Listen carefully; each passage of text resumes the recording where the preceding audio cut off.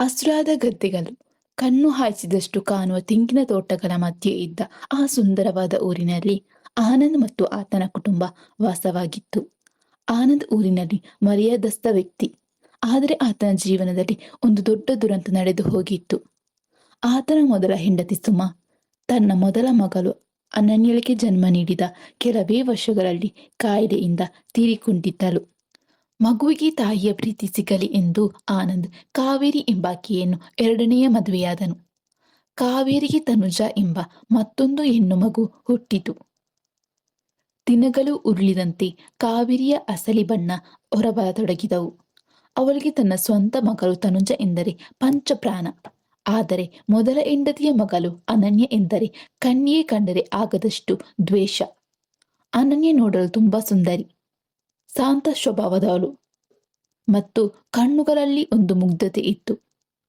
ತನುಜ ಹಠಮಾರಿ, ಅಹಂಕಾರಿ ಮತ್ತು ತಾಯಿಯ ಮುದ್ದಿನಿಂದಾಗಿ ಸೋಮಾರಿಯಾಗಿದ್ದಳು.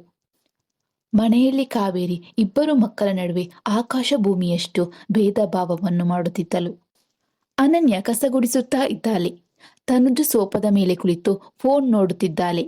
ಕಾವೇರಿ ತನುಜಾಗೆ ಹಾಲಿನ ಲೋಟ ನೀಡುತ್ತಾಳೆ.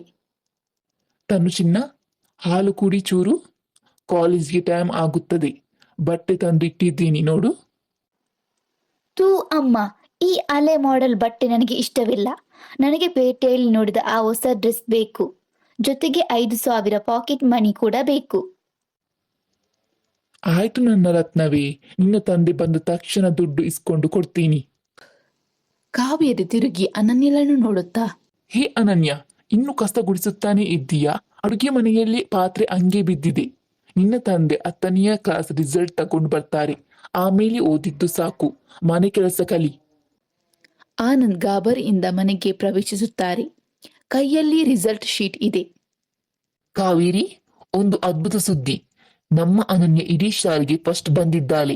10ನೇ ತರಗತಿಯಲ್ಲಿ ಇಷ್ಟೊಂದು ಮಾರ್ಕ್ ಯಾರು ತಗೊಂಡಿಲ್ಲ. ಅವಳನ್ನು ಮುಂದೆ ದೊಡ್ಡ ಕಾಲೇಜಿಗೆ ಸೇರಿಸಬೇಕು. ಹೌದಾ ಅಪ್ಪ, ನನಗೆ ಮುಂದೆ ಓದಿ ದೊಡ್ಡ ಆಫೀಸರ್ ಆಗ್ಬೇಕೆಂಬ ಆಸೆ ಇದೆ. ನಿಲ್ಲಿಸಿ ನಿಮ್ಮ ಪುರಾಣ. ಹೆಣ್ಣು ಮಕ್ಕಳು ಅತಿಯಾಗಿ ಓದಿದರೆ ತಲೆಗೆ ಬುದ್ಧಿ ಹತ್ತಲ್ಲ. ಇವಳು ಓದಿದ್ದು ಸಾಕು, ಮನೆ ಕೆಲಸ ಮಾಡಲಿ. ನಮ್ಮ ತನುಜ ಫೈಲ್ ಆಗಿದ್ರೂ ಪರವಾಗಿಲ್ಲ. ಅವಳನ್ನು ಪೇಟೆಯಲ್ಲಿ ದೊಡ್ಡ ಕಾಲೇಜಿಗೆ ಸೇರಿಸಿ. ಇವಳು ಮನೆಯಲ್ಲಿಯೇ ಇರಲಿ. ಭಗವಂತ, ನನ್ನ ಕನಸುಗಳು ಇಷ್ಟೇನಾ? ಆದರೂ ತಂಗಿ ಚೆನ್ನಾಗಿರಲಿ.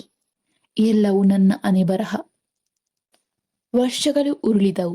ಇಬ್ಬರು ಹೆಣ್ಣು ಮಕ್ಕಳು ಮದುವೆಯ ವಯಸ್ಸಿಗೆ ಬಂದರು. ತನುಜ ಕಾಲೇಜಿಗೆ ಹೋಗುವ ನೆಪದಲ್ಲಿ ಊರಿನಲ್ಲಿಯೇ ಅತಿ ದೊಡ್ಡ ಶ್ರೀಮಂತರಾದ ಧರ್ಮರಾಜ್ ಮತ್ತು ವಿಶಾಲಾಕ್ಷಿ ದಂಪತಿಗಳ ಕಿರಿಯ ಮಗ ವರುಣ್ ಎಂಬಾತನನ್ನು ಪ್ರೀತಿಸತೊಡಗಿದಳು. ವರುಣ್ ಸುಂದರನಾಗಿದ್ದ, ನಗರದಲ್ಲಿ ಓದುತ್ತಿದ್ದ ಮತ್ತು ದುಡ್ಡಿನ ದರ್ಪ ಇತ್ತು. ತನುಜ ತನ್ನ ತಾಯಿಯ ಬಳಿ ತಾನು ತರುಣ್ ಅನ್ನು ಪ್ರೀತಿಸುತ್ತಿರುವ ವಿಷಯವನ್ನು ಮತ್ತು ಅವನನ್ನೇ ಮದುವೆಯಾಗುವುದು ಎಂದು ಹಠ ಹಿಡಿದಳು. ಅಮ್ಮ, ನಾನು ಕಾಲೇಜಿನಲ್ಲಿ ಆ ಶ್ರೀಮಂತ ಧರ್ಮರಾಜ್ ಅವರ ಕಿರಿಯ ಮಗ ವರುಣನ್ನು ಲವ್ ಮಾಡ್ತಿದ್ದೀನಿ. ಅವನನ್ನೇ ಮದುವೆಯಾಗುವುದು, ಇಲ್ಲದಿದ್ರೆ ಸತ್ತು ಹೋಗ್ತೀನಿ. ಹೌದಾ? ಊರಲ್ಲಿ ದೊಡ್ಡ ಶ್ರೀಮಂತರ ಮನೆ. ಆನಂದ್ ಅವರೇ, ತಕ್ಷಣ ಹೋಗಿ ಸಂಬಂಧ ಮಾತನಾಡಿ ಬನ್ನಿ. ಧರ್ಮರಾಜ್ ಅವರ ಮನೆ. ಆನಂದ್ ಮತ್ತು ಧರ್ಮರಾಜ್ ಕುಳಿತಿದ್ದಾರೆ. ನೋಡಿ ಆನಂದ್ ಅವರೇ, ನಿಮ್ಮ ಕಿರಿಯ ಮಗಳು ತನುಜ ಮತ್ತು ನನ್ನ ಕಿರಿಯ ಮಗ ವರುಣ್ ಇಷ್ಟಪಟ್ಟಿರುವುದು ನಮಗೂ ಗೊತ್ತು. ಆದ್ರೆ ನಮ್ಮ ಮನೆಯಲ್ಲಿ ಒಂದು ಸಂಪ್ರದಾಯ ಇದೆ. ಅದೇನು ಧರ್ಮರಾಜ್ ಅವರೇ? ನನ್ನ ಹಿರಿಯ ಮಗ ಕಿರಣ್ ಇದ್ದಾನಲ್ಲ, ಚಿಕ್ಕ ವಯಸ್ಸಿನಲ್ಲಿಯೇ ಅಪಘಾತದಿಂದ ಸ್ವಲ್ಪ ಪೆದ್ದನಾಗಿದ್ದಾನೆ. ಮಂದ ಬುದ್ಧಿ. ಅಣ್ಣನ್ಗೆ ಮದುವೆ ಆಗದೆ ತಮ್ಮನಿಗೆ ಮಾಡಲ್ಲ. ನಿಮ್ಮ ಹಿರಿಯ ಮಗಳು ಅನನ್ಯಳನ್ನು ನನ್ನ ಹಿರಿಯ ಮಗ ಕಿರಣ್ಗೆ ಕೊಡುವುದಾದರೆ ಮಾತ್ರ ಈ ಮದುವೆ ನಡೆಯುವುದು. ಅಯ್ಯೋ, ನನ್ನ ಮೊದಲ ಮಗಳ ಜೀವನ ಒಬ್ಬ ಪೆದ್ದನ ಜೊತೆನಾ? ಮನೆಗೆ ಬಂದು ಆನಂದ್ ವಿಷಯ ತಿಳಿಸಿದಾಗ ಕಾವೇರಿ ಅನನ್ಯನ ಬಳಿ ನಾಟಕವಾಡುತ್ತಾಳೆ. ಕಾವೇರಿ ಕಣ್ಣೀರು ಹಾಕುತ್ತಾ, ಅನನ್ಯ, ನಿನ್ನ ತಂಗಿಯ ಜೀವನ ನಿನ್ನ ಕೈಯಲ್ಲಿದೆ. ನೀನು ಆ ಕಿರಣ್ ಅನ್ನು ಮದುವೆಯಾಗದಿದ್ದರೆ ತನುಜ ಸತ್ತು ಹೋಗುತ್ತಾಳಂತೆ. ದಯವಿಟ್ಟು ಒಪ್ಕೋ ಅಮ್ಮ.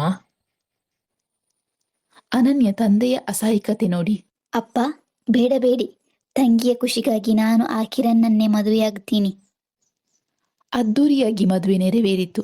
ಒಂದೇ ಮಂಟಪದಲ್ಲಿ ಅನನ್ಯ ಕಿರಣ್ ಮತ್ತು ತನುಜ ವರುಣ್ ದಂಪತಿಗಳ ಮದುವೆಯಾಯಿತು. ಮದುವೆಯಾಗಿ ಇಬ್ಬರು ಅಕ್ಕ ತಂಗಿಯಂದಿರು ಒಂದೇ ಮನೆಗೆ ಸೊಸೆಯಂದಿರಾಗಿ ಕಾಲಿಟ್ಟರು. ಆದರೆ ಆ ಮನೆಯಲ್ಲಿ ಕತೆ ಸಂಪೂರ್ಣ ಬದಲಾಯಿತು. ತನುಜ ತನ್ನ ಗಂಡ ವರುಣ್ನ ಶ್ರೀಮಂತಿಕೆ ಮತ್ತು ಪ್ರಭಾವ ಬಳಸಿ ಇಡೀ ಮನೆಯನ್ನು ತನ್ನ ನಿಯಂತ್ರಣಕ್ಕೆ ತೆಗೆದುಕೊಂಡಳು. ಅತ್ತೆ ವಿಶಾಲಾಕ್ಷಿ ವಯಸ್ಸಾದವರಾಗಿದ್ದರಿಂದ ಮನೆಯ ಜವಾಬ್ದಾರಿಯನ್ನು ಸೊಸೆಯಂದಿರಿಗೆ ವಹಿಸಿದರು. ತನುಜ ಇಡೀ ಮನೆಯಲ್ಲಿ ತನ್ನದೇ ಸಾಮ್ರಾಜ್ಯವನ್ನು ಸ್ಥಾಪಿಸಿದಳು. ಅವಳು ಮಹಾರಾಣಿಯಂತೆ ಓಡಾಡುತ್ತಿದ್ದಳು. ಅಕ್ಕ ಅನನ್ಯನನ್ನು ಮನೆಯ ಕೆಲಸದವಳಂತೆ ನೋಡಿಕೊಳ್ಳುತ್ತಿದ್ದಳು. ತನುಜ ಸೋಫಾದ ಮೇಲೆ ರಾಣಿಯಂತೆ ಕುಳಿತಿದ್ದಾಳೆ. ವರುಣ್ ಪಕ್ಕದಲ್ಲಿದ್ದಾನೆ. ಅನನ್ಯ ಬಟ್ಟೆ ಒಗೆಯುತ್ತಿದ್ದಾಳೆ. ಕಿರಣ್ ಮೂಲೆಯಲ್ಲಿ ಮುಗ್ಧನಾಗಿ ಕುಳಿತಿದ್ದಾನೆ. ಏ ಅನನ್ಯ, ಆ ಬಟ್ಟೆಗಳನ್ನೆಲ್ಲ ಬೇಗ ಒಗೆದು ಇಸ್ತ್ರಿ ಮಾಡು. ಇವತ್ತು ನಾನು ವರುಣ್ ಜೊತೆ ಶಾಪಿಂಗಿಗೆ ಹೋಗಬೇಕು. ಹೌದು ತನುಜ, ಇವರಿಗೆ ಜಾಸ್ತಿ ಸಲಿಗೆ ಕೊಡಬೇಡ. ಆ ಪೆದ್ದನಿಗೆ ಹೆಂಡತಿಯಾಗಿ ಇವಳು ಈ ಮನೆಗೆ ಬಂದಿದ್ದೇ ದೊಡ್ಡ ಭಾಗ್ಯ. ಇವಳ ಯೋಚಿತಿಗೆ ನಾವಿಟ್ಟ ಕೆಲಸದವರ ಸ್ಥಾನವೇ ಹೆಚ್ಚು. ಅಡುಗೆ ಮನೆಯಲ್ಲೇ ಬಿದ್ದಿರಲಿ ಬಿಡು. ಕಿರಣ್ ಮೂಲೆಯಲ್ಲಿ ಕುಳಿತು ಮಗುವಿನಂತೆ, ಅನನ್ಯ, ನನಗೆ ಹಸಿವಾಗುತ್ತಿದೆ, ಊಟ ಕೊಡು. ಸುಮ್ಮನೆ ಕೂತ್ಕೋ ಹುಚ್ಚ. ನಿನ್ನ ಹೆಂಡತಿ ಕೆಲಸ ಮುಗಿಸುವವರೆಗೂ ಊಟ ಇಲ್ಲ. ಆ ಅಲಸಿದ ಊಟ ತಗೊಂಡು ಹೋಗಿ ಇಬ್ಬರಿಗೂ ಕೊಡು ಅನನ್ಯ. ಕಿರಣ್ ನಿಜವಾಗಿ ಹುಚ್ಚನಾಗಿರಲಿಲ್ಲ. ಚಿಕ್ಕ ವಯಸ್ಸಿನ ಅಪಘಾತ ಮತ್ತು ಮನೆಯವರ ಆತನನ್ನು ಪೆದ್ದ ಎಂದು ಕೀಳಾಗಿ ಕಂಡು ಆತನ ಆತ್ಮವಿಶ್ವಾಸವನ್ನು ಸಂಪೂರ್ಣವಾಗಿ ಕುಗ್ಗಿಸಿದ್ದರು. ಹಾಗಾಗಿ ಆತ ಯಾರೊಂದಿಗೂ ಮಾತನಾಡದೆ ಮಗುವಿನಂತೆ ಮೂಲೆ ಹಿಡಿದು ಕುಳಿತುಕೊಳ್ಳುತ್ತಿದ್ದ. ಅನನ್ಯ ಮತ್ತು ಕಿರಣ್ ಅವರ ಸಣ್ಣ ಕೋಣೆ. ಅನನ್ಯ ಕಿರಣ್ಗೆ ಪ್ರೀತಿಯಿಂದ ಊಟ ಬಡಿಸುತ್ತಾ ಓದು ಕಳಿಸುತ್ತಾ ಇದ್ದಳು. ಕಿರಣ್ ನೋಡಿ, 5 × 5 ಎಷ್ಟು ಹೇಳಿ? ನೀವು ತುಂಬಾ ಬುದ್ಧಿವಂತರು, ನಿಮಗೆ ಎಲ್ಲ ಬರುತ್ತೆ. 5 × 5 10 ತಾನೇ ಅನನ್ಯ? ನಾನು ಪೆದ್ದನಲ್ಲ ತಾನೇ? ಖಂಡಿತ ನೀವು ಪೆದ್ದನಲ್ಲ. ಇಡೀ ಜಗತ್ತಿಗೆ ನಿಮ್ಮ ಬುದ್ಧಿವಂತಿಕೆ ಏನು ಅಂತ ತೋರಿಸೋ ದಿನ ಹತ್ತಿರದಲ್ಲಿದೆ. ಮರುದಿನ ಹಾಲ್ನಲ್ಲಿ ಧರ್ಮರಾಜ್, ವರುಣ್ ಮತ್ತು ಆಡಿಟರ್ ತಲೆ ಕೆಡಿಸುತ್ತಾ ಕುಳಿತಿದ್ದಾರೆ. ವರುಣ್, ಬಿಸ್ನೆಸ್ ಅಲ್ಲಿ 1 ಕೋಟಿ ರೂಪಾಯಿ ಲಾಸ್ ತೋರಿಸುತ್ತಾ ಇದೆ. ಎಲ್ಲಿದೆ ತಪ್ಪು? ನೀನು ಬಿಸ್ನೆಸ್ ಹೆಡ್ ಅಲ್ವಾ? ಕಂಡು ಹಿಡಿ. ಅಪ್ಪ, ನನಗೂ ಗೊತ್ತಿಲ್ಲ. ಎಲ್ಲಾ ಸಾಫ್ಟ್ವೇರ್ ಚೆಕ್ ಮಾಡಿದೆ. ಕಿರಣ್ ಅನನ್ಯಳ ಕೈ ಹಿಡಿದು ಅಲ್ಲಿಗೆ ಬರುತ್ತಾನೆ. ಪುಸ್ತಕವನ್ನು ಕಸಿದುಕೊಳ್ಳುತ್ತಾನೆ. ವರುಣ್, ಇಲ್ಲಿ ನೋಡು. ಈ 3ನೇ ಪುಟದಲ್ಲಿ GST ಕೌಂಟ್ ಮಾಡುವಾಗ ನೀನು 2 ಬಾರಿ ಎಂಟ್ರಿ ಮಾಡಿದ್ದೀಯಾ. ಇಲ್ಲಿ 1 ಕೋಟಿ ಡಿಫರೆನ್ಸ್ ಬರ್ತಿದೆ. ವಾವ್, ಅದ್ಭುತ! ನಾನು 2 ದಿನದಿಂದ ಹುಡುಕುತ್ತಿದ್ದ ತಪ್ಪನ್ನು ಕಿರಣ್ ಸರ್ 5 ನಿಮಿಷದಲ್ಲಿ ಕಂಡು ಹಿಡಿದರು. ಇವರು ಜೀನಿಯಸ್. ಅಲ್ಲಿ ನೆರೆದಿದ್ದ ಎಲ್ಲರಿಗೂ ಆಶ್ಚರ್ಯವಾಯಿತು. ಇಷ್ಟು ವರ್ಷ ಪೆದ್ದ ಎಂದು ಕರೆಯುತ್ತಿದ್ದ ಕಿರಣ್ ಇಂತಹ ಜಟಿಲವಾದ ಲೆಕ್ಕವನ್ನು ಹೇಗೆ ಸರಿಪಡಿಸಿದ ಎಂದು ಧರ್ಮರಾಜ್ ಆಶ್ಚರ್ಯಚಕಿತರಾದರು.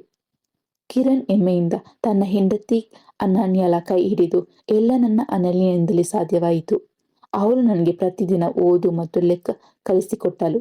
ನಾನು ಪೆದ್ದನಲ್ಲ ಎಂದು ನನಗೆ ಧೈರ್ಯ ತುಂಬಿದಳು ಎಂದನು. ಅನನ್ಯಳ ಪ್ರೀತಿ ಮತ್ತು ತಾಳ್ಮೆಯಿಂದಾಗಿ ಕಿರಣ್ನ ಮನಸ್ಸಿನಲ್ಲಿದ್ದ ಗೊಂದಲಗಳೆಲ್ಲವೂ ದೂರವಾಗಿ ಆತ ಬುದ್ಧಿವಂತನಾಗಿ ಬದಲಾಗುತ್ತಿದ್ದಾಗ ಆ ದಿನಗಳಲ್ಲಿಯೇ ಮನೆಯ ಮತ್ತೊಂದು ಕಟು ಸತ್ಯ ಆತನಿಗೆ ಅರಿವಿಗೆ ಬಂದಿತು. ಕಿರಣ್ ಪೆದ್ದನಾಗಿದ್ದಾಗ ಜಗತ್ತಿನ ಕುತಂತ್ರಗಳು ಆತನಿಗೆ ತಿಳಿಯುತ್ತಿರಲಿಲ್ಲ ನಿಜ. ಆದರೆ ಈಗ ಆತನ ಮೆದುಳು ಚುರುಕಾಗುತ್ತಿದ್ದಂತೆ ತನ್ನ ಸುತ್ತಮುತ್ತಲೂ ಏನು ನಡೆಯುತ್ತದೆ ಎಂಬುದನ್ನು ಆತ ಸೂಕ್ಷ್ಮವಾಗಿ ಗಮನಿಸತೊಡಗಿದ. ತನ್ನ ಪ್ರಾಣದಂತಿರುವ ಹೆಂಡತಿ ಅನನ್ಯಗೆ ತನ್ನದೇ ಸ್ವಂತ ತಮ್ಮ ವರುಣ್ ಮತ್ತು ತಂಗಿ ತನುಜ ಎಷ್ಟು ದೊಡ್ಡ ಅನ್ಯಾಯ ಮಾಡುತ್ತಿದ್ದಾರೆ ಎಂಬುದು ಆತನಿಗೆ ಸ್ಪಷ್ಟವಾಗಿ ತಿಳಿಯಿತು. ಒಂದು ದಿನ ಮಧ್ಯಾಹ್ನ ಕಿರಣ್ ತನ್ನ ಕೋಣೆಯಲ್ಲಿ ಕುಳಿತು ಪುಸ್ತಕ ಓದುತ್ತಿದ್ದ. ಆಗ ಹೊರಗಡೆ ತನುಜಳ ಜೋರು ಧ್ವನಿ ಕೇಳಿಸಿತು. ಹೇ ಅನನ್ಯ, ನಿನಗೆ ಎಷ್ಟು ಸಲ ಹೇಳಬೇಕು? ನಾನು ಬರುವಷ್ಟರಲ್ಲಿ ನನ್ನ ಕೋಣೆ ಸ್ವಚ್ಛವಾಗಿರಬೇಕು, ಬಟ್ಟೆಗಳೆಲ್ಲ ಇಸ್ತ್ರಿ ಮಾಡಿರಬೇಕು ಅಂತ. ನಿನಗೆ ಬುದ್ಧಿ ಇಲ್ವಾ? ಈ ಮನೆಗೆ ಬಂದ ಮೇಲಾದರೂ ಸರಿಯಾಗಿ ಕೆಲಸ ಮಾಡುವುದನ್ನು ಕಲಿ. ಅದಕ್ಕೆ ಧ್ವನಿ ಕೂಡಿಸಿದ ವರುಣ್, ಹೌದು ತನುಜ, ಇವಳಿಗೆ ಜಾಸ್ತಿ ಸಲಿಗೆ ಕೊಡಬೇಡ. ಆ ಪೆದ್ದನಿಗೆ ಹೆಂಡತಿಯಾಗಿ ಇವಳು ಈ ಮನೆಗೆ ಬಂದಿದ್ದೇ ದೊಡ್ಡ ಭಾಗ್ಯ. ಇವಳ ಯೋಗ್ಯತೆಗೆ ನಾವಿಟ್ಟ ಕೆಲಸದವರ ಸ್ಥಾನವೇ ಹೆಚ್ಚು. ಅಡುಗೆ ಮನೆಯಲ್ಲೇ ಬಿದ್ದಿರಲಿ ಬಿಡು ಎಂದು ಅಣ್ಣನ ಹೆಂಡತಿಯನ್ನು ಕೀಳಾಗಿ ನಿಂದಿಸಿದ. ಯಾವಾಗಲೂ ಮೌನವಾಗಿ ಎಲ್ಲವನ್ನು ಸಹಿಸಿಕೊಳ್ಳುತ್ತಿದ್ದ ಅನನ್ಯ, ಸರಿ ತನುಜ, ಈಗಲೇ ನಿನ್ನ ಕೋಣೆ ಸ್ವಚ್ಛ ಮಾಡ್ತೀನಿ ಎಂದು ಕಣ್ಣೀರು ಒರೆಸಿಕೊಳ್ಳುತ್ತಾ ಒಳಗೆ ಹೋಗಲು ನಿಂತಳು. ಆದರೆ ಈ ಬಾರಿ ಕತೆ ಬದಲಾಯಿತು. ಇಷ್ಟು ದಿನ ಮೂಲೆ ಹಿಡಿದು ಕೂರುತ್ತಿದ್ದ ಕಿರಣ್ಣೊಳಗಿದ್ದ ಪತಿ ಮತ್ತು ಒಬ್ಬ ಸ್ವಾಭಿಮಾನಿ ಮನುಷ್ಯ ಜಾಗೃತನಾಗಿದ್ದ. ಕೋಣೆಯಿಂದ ಸಿಂಹದಂತೆ ಹೊರಬಂದು ಹೇ ವರುಣ್, ಯಾರಿಗೆ ಕೆಲಸದವಳು ಅಂದೆ ನೀನು? ಯಾರ ಯೋಗ್ಯತೆಯ ಬಗ್ಗೆ ಮಾತಾಡುತ್ತಿದ್ದೀಯಾ? ಇವಳು ಈ ಮನೆಯ ಹಿರಿಯ ಸೊಸೆ, ಅಂದರೆ ನಿನ್ನ ಅಣ್ಣನ ಹೆಂಡತಿ. ನಿನಗೆ ತಾಯಿಯ ಸಮಾನ. ಇಷ್ಟು ದಿನ ನಾನು ಪೆದ್ದನಾಗಿದ್ದೆ. ನೀವಿಬ್ಬರು ಆಡಿದ ಆಟಗಳನ್ನೆಲ್ಲ ಕಣ್ಣು ಮುಚ್ಚಿ ನಂಬಿದೆ. ಆದರೆ ಇನ್ಮೇಲೆ ಆಟ ನಡೆಯಲ್ಲ. ಬಾವ, ನಿಮಗೆ ಏನು ತಿಳಿಯಲ್ಲ, ಸುಮ್ಮನಿರಿ. ಅವಳು ನನ್ನ ಅಕ್ಕ. ನಾನು ಅವಳಿಗೆ ಕೆಲಸ ಹೇಳಿದರೆ ನಿಮಗೇನು? ಅಕ್ಕನ ಸ್ವಂತ ಅಕ್ಕನನ್ನೇ ಕೆಲಸದವಳಿಗಿಂತ ಕೀಳಾಗಿ ನಡೆಸ್ತೀಯಾ? ಮದುವೆಗಿಂತ ಮುಂಚೆ ನಿಮ್ಮ ತಾಯಿ ಇವಳಿಗೆ ಮಾಡಿದ ಅನ್ಯಾಯ ಸಾಲದು ಅಂತ ಇಲ್ಲಿಗೆ ಬಂದ ಮೇಲೂ ನಿನ್ನ ಸಾಮ್ರಾಜ್ಯ ನಡೆಸೋಕೆ ಇವಳನ್ನು ಗುಲಾಮಳ ತರ ಮಾಡಿಕೊಂಡಿದ್ದೀಯಾ? ನಿನ್ನ ಪ್ರೀತಿಗಾಗಿ, ನಿನ್ನ ಶ್ರೀಮಂತಿಕೆ ಜೀವನಕ್ಕಾಗಿ ನನ್ನ ಹೆಂಡತಿ ತನ್ನ ಇಡೀ ಭವಿಷ್ಯವನ್ನೇ ತ್ಯಾಗ ಮಾಡಿ ನನ್ನಂತಹ ಪೆದ್ದನನ್ನು ಮದುವೆಯಾದಳು. ಅಂತವಳಿಗೆ ನೀನು ಕೊಡುವ ಗೌರವ ಇದೇನಾ? ಅಣ್ಣ, ನಿನಗೆ ಜಾಸ್ತಿ ಕೋಪ ಬಂದಿದೆ. ನೀನೊಬ್ಬ ಪೆದ್ದ. ನಿನ್ನ ಕೈಯಲ್ಲಿ ಏನಾಗುತ್ತದೆ? ಈ ಬಿಸ್ನೆಸ್, ಈ ಆಸ್ತಿ ಎಲ್ಲವನ್ನು ನೋಡಿಕೊಳ್ತಿರುವುದು ನಾನು. ನೀವಿಬ್ಬರನ್ನು ಕೂಡ ನೋಡುವುದು ನಾನೇ. ನಿನ್ನ ದುಡ್ಡ? ಈ ಆಸ್ತಿ ಬಿಸ್ನೆಸ್ ನಮ್ಮ ತಂದೆಯದ್ದು. ಅದರಲ್ಲಿ ನನಗೂ ಸಮಾನ ಪಾಲಿದೆ. ಇನ್ನು ಬುದ್ಧಿವಂತಿಕೆಯ ಬಗ್ಗೆ ಮಾತಾಡುತ್ತಿದ್ದೀಯಾ? ನಿನ್ನೆ ನೀನು ಬಿಸ್ನೆಸ್ ಅಲ್ಲಿ ಮಾಡಿದ ಆ 1 ಕೋಟಿ ರೂಪಾಯಿಯ ಲೆಕ್ಕದ ತಪ್ಪನ್ನು ಹಿಡಿದುಕೊಟ್ಟವರು ಯಾರು? ನಿನ್ನ ಈ ಪೆದ್ದ ಅಣ್ಣ. ನನಗಿಂತ ಸಣ್ಣ ಸಮಸ್ಯೆಯನ್ನು ಬಂಡವಾಳ ಮಾಡಿಕೊಂಡು ನೀವಿಬ್ಬರು ನನ್ನ ಹೆಂಡತಿಗೆ ಅನ್ಯಾಯ ಮಾಡ್ತಿದ್ದೀರಾ. ಇವತ್ತಿನಿಂದ ಈ ಮನೆಯಲ್ಲಿ ಅನನ್ಯ ಯಾವುದೇ ಕೆಲಸ ಮಾಡಲ್ಲ. ಅವಳು ಈ ಮನೆಯ ಮಹಾಲಕ್ಷ್ಮಿ. ಅವಳ ಕಡೆ ಬೆರಳು ಮಾಡಿ ಮಾತಾಡಿದರು ನಾನು ಸುಮ್ಮನಿರಲ್ಲ. ತನ್ನ ಗಂಡತನಕ್ಕಾಗಿ ಇಡೀ ಮನೆಯವರ ವಿರುದ್ಧ ನಿಂತು ಇಷ್ಟು ಸ್ಪಷ್ಟವಾಗಿ ಧೈರ್ಯವಾಗಿ ಮಾತಾಡುತ್ತಿರುವುದನ್ನು ಕಂಡ ಅನನ್ಯಳ ಕಣ್ಣಲ್ಲಿ ನೀರು ಹರಿಯಿತು. ಇಷ್ಟು ದಿನ ನಾನು ಕಷ್ಟಪಟ್ಟಕ್ಕೆ ತಾನು ಕೊಟ್ಟ ಪ್ರೀತಿಗೆ ಪ್ರತಿಫಲ ಸಿಕ್ಕಿತು ಎಂದುಕೊಂಡಳು. ಕಿರಣ್ನ ಈ ರೌದ್ರಾವತಾರ ಮತ್ತು ಆತನ ಬುದ್ಧಿವಂತಿಕೆಯ ಮಾತುಗಳನ್ನು ಕೇಳಿ ವರುಣ್ ಮತ್ತು ತನುಜನಿಗೆ ತಾವೇನು ಮಾಡಲು ಸಾಧ್ಯವಾಗಲಿಲ್ಲ. ಕಿರಣ್ ಈಗ ಅಲೆಯ ಪೆದ್ದನಾಗಿರಲಿಲ್ಲ, ಆತ ಬದಲಾಗಿದ್ದ. ತಕ್ಷಣವೇ ಕಿರಣ್ ವರುಣ್ ಮತ್ತು ತನುಜಲ ಕೈಗೆ ಕಸದ ಪೊರಕೆ ಮತ್ತು ಬಟ್ಟೆಗಳನ್ನು ಇಟ್ಟು, ನಿಮ್ಮ ಕೋಣೆಯನ್ನು ನೀವೇ ಸ್ವಚ್ಛ ಮಾಡಿಕೊಳ್ಳಿ. ಇನ್ಮೇಲೆ ಅನನ್ಯನಿಗೆ ಏನಾದರೂ ಕೆಲಸ ಹೇಳಿದ್ರೆ ತಂದೆಯವರ ಬಳಿ ಹೇಳಿ ನಿಮ್ಮಿಬ್ಬರನ್ನು ಮನೆಯಿಂದ ಹೊರಗೆ ಹಾಕ್ತೀನಿ ಎಂದು ಸರಿಯಾಗಿ ಬುದ್ಧಿ ಕಲಿಸಿದನು. ವಿಶಾಲಾಕ್ಷಿ ಓಡಿ ಬಂದು ಅನನ್ಯಳನ್ನು ತಬ್ಬಿಕೊಳ್ಳುತ್ತಾ, ನನ್ನ ಮಗನನ್ನು ಹುಚ್ಚ ಪೆದ್ದ ಎಂದು ನಾವೇ ದೂರ ಇಟ್ಟಿದ್ದೆವು ಅನನ್ಯ. ಆದರೆ ನೀನು ನಿನ್ನ ತಾಳ್ಮೆ, ಪ್ರೀತಿಯಿಂದ ಆತನನ್ನು ಒಬ್ಬ ಶ್ರೇಷ್ಠ ಮನುಷ್ಯನಾಗಿ ಮಾಡಿದ್ದೀಯ. ನೀನು ಸೊಸೆಯಲ್ಲ, ಸಾಕ್ಷಾತ್ ಮಹಾಲಕ್ಷ್ಮಿ. ವಿಶಾಲಾಕ್ಷಿ ತನುಜಲ ಕೈಯಲ್ಲಿದ್ದ ಮನೆಯ ಯಜಮಾನಿಕೆಯ ಕೀಲಿ ಕೈಯನ್ನು ಎತ್ತಿಕೊಳ್ಳುತ್ತಾ, ತನುಜ, ನಿನ್ನ ಅಹಂಕಾರಕ್ಕೆ ತಕ್ಕ ಪಾಠವಾಗಿದೆ. ಇಂದಿನಿಂದ ಈ ಮನೆಯ ಇಡೀ ಸಾಮ್ರಾಜ್ಯ ಮತ್ತು ಕೀಲಿಕೈ ಅನನ್ಯಲದ್ದು. ಅಕ್ಕ, ನನ್ನನ್ನು ಕ್ಷಮಿಸಿಬಿಡು. ಅಹಂಕಾರದಲ್ಲಿ ನಿನಗೆ ತುಂಬಾ ತೊಂದರೆ ಕೊಟ್ಟೆ. ನಾನು ಮಾಡಿದ್ದು ತಪ್ಪು. ತಂಗಿ, ನೀನು ನನ್ನ ರಕ್ತ. ತಪ್ಪು ತಿಳುವಳಿಕೆ ದೂರ ಆಯ್ತಲ್ಲ, ಅಷ್ಟೇ ಸಾಕು. ನೀನು ಯಾವತ್ತೂ ನನ್ನ ತಂಗಿಯೇ. ಕಿರಣ್ ಅನನ್ಯಳ ಹೆಗಲ ಮೇಲೆ ಕೈ ಹಾಕಿ ಹೆಮ್ಮೆಯಿಂದ ನಿಲ್ಲುತ್ತಾನೆ. ಇಡೀ ಕುಟುಂಬ ಅನನ್ಯಳನ್ನು ಗೌರವದಿಂದ ನೋಡುತ್ತದೆ. ಕರ್ಮದ ಕನ್ನಡಿ ಎಲ್ಲರಿಗೂ ಅವರವರ ಯೋಗ್ಯತೆಗೆ ತಕ್ಕ ಫಲವನ್ನು ನೀಡುತ್ತದೆ.